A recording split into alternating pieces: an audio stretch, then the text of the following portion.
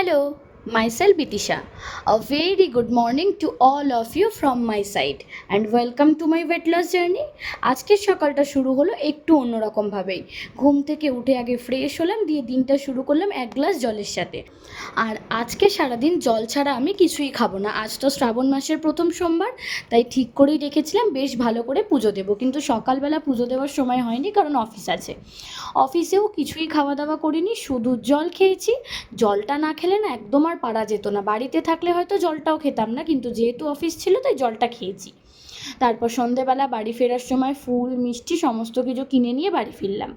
তারপরে স্নান করতে গেলাম, স্নান সেরে ভোগ রান্না করে বসলাম আমি পুজোতে। অনেকটাই রাত হয়ে গেছিলো, প্রায় 9:45-র কাছাকাছি বাজে। এসে একা হাতে জোগাড় করতে যতটুকুনি সময় লাগলো আর কি। তারপরেই বসলাম পুজো করতে। আমি ভোগ বানিয়েছিলাম কিছুটা, সেটাই নিবেদন করলাম। বানিয়েছিলাম একটু গোবিন্দভোগ চালের খিচুড়ি, আলুর দম, সুজি, তার সাথে মিষ্টি কিনে নিয়ে এসেছিলাম লাড্ডু। সব কিছু মিশিয়ে মিলিয়ে বেশ ভালোই সুন্দর করে পুজোটা দিতে পারলাম আমি। পুজোটা দিতে দিতে 11:30 বেজে গেছিলো, কিন্তু ঠিক আছে, করাই যায়। তারপরে বেশ ভালো লাগলো, পুজো কমপ্লিট করলাম। আর পুজোর পরে উপোস ভাঙলাম আমি ওই তুলসী পাতা দেওয়া 1 গ্লাস জল আর তার সাথে প্রসাদের একটা লাড্ডু খেয়ে।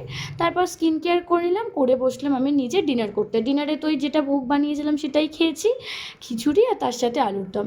তো আমি এবার ঘুমোতে যাই। তোমরা জানো ভিডিওটা কেমন লাগলো। টাটা।